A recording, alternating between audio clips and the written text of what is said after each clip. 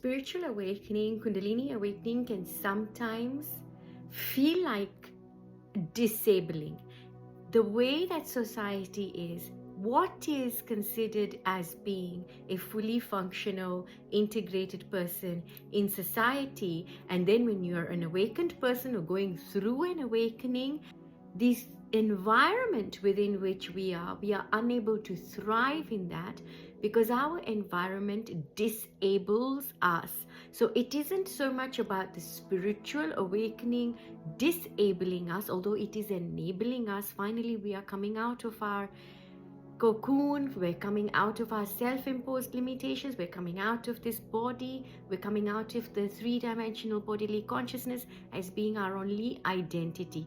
As we do that, for us to get through this and wade through it without feeling isolated, without feeling the need to isolate, without feeling that everything around us is too much, we're suffering from overwhelm, we avoid crowded spaces, we don't want to go into certain places because you go into malls, you go into supermarkets, the lights are too bright, the sounds are all over the place, people are all over the place, and anything that is out of the ordinary or out of the norm for other people can set them off, and in turn you will feel an energetic attack, you will feel a psychic attack, you will feel all of those things, and when you walk into these places you feel all of those things.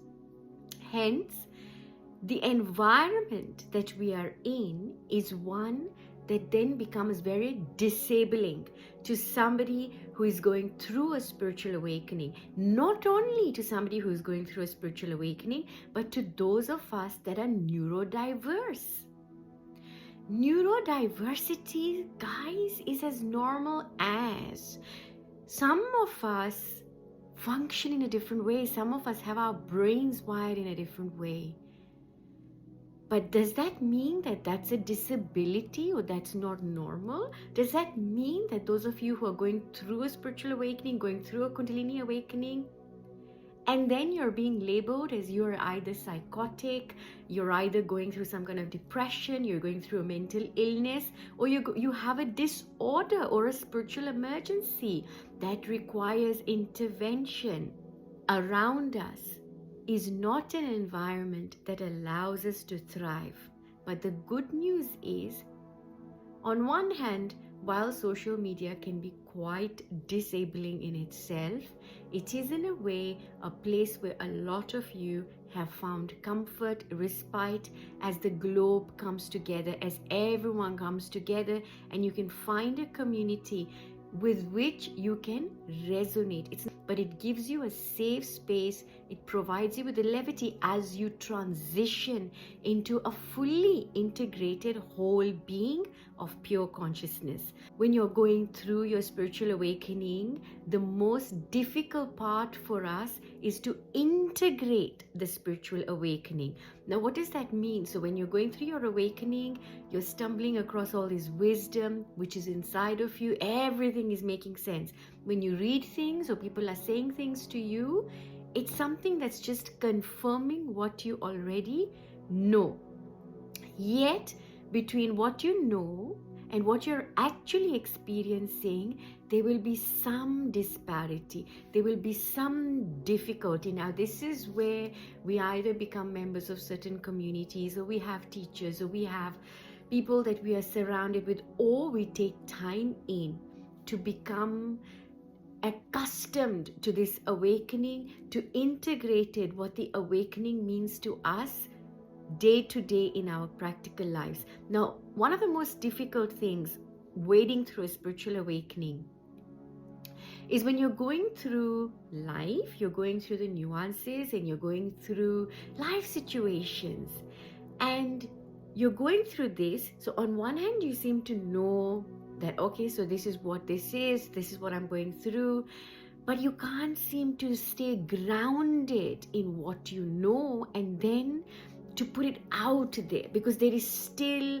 that push and pull between who you were, who you are, who you want to be, how you want to be experiencing this life, and the changes of moods, the changes of feelings, emotions, everything is so intense. Intensity and the speed at which this oscillation is taking place between one frequency to another, you're literally yo-yoing between all of these different timelines as well. So all of that, folks, is really cumbersome upon us. Without a social construct that allows for this kind of phenomena to be normalized, as well as neurodiversity, biodiversity, just simply diverse. Now, we went through times when skin color was just too much of a shock to people, that some of us are like this, some of us are like that. And then there was different cultures, so you get culture shock. All of those things, ultimately we've come to a point where we have to some degree allowed and accepted divergence as far as cultural diversity goes.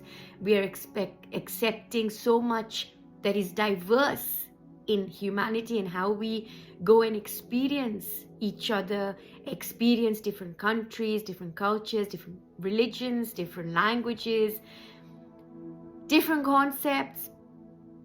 Similarly, we're coming to a point gradually where it is becoming normal to accept or to allow for that which we didn't accept as the norm, or we didn't think it was even proper to talk about certain things. Now we are talking about them.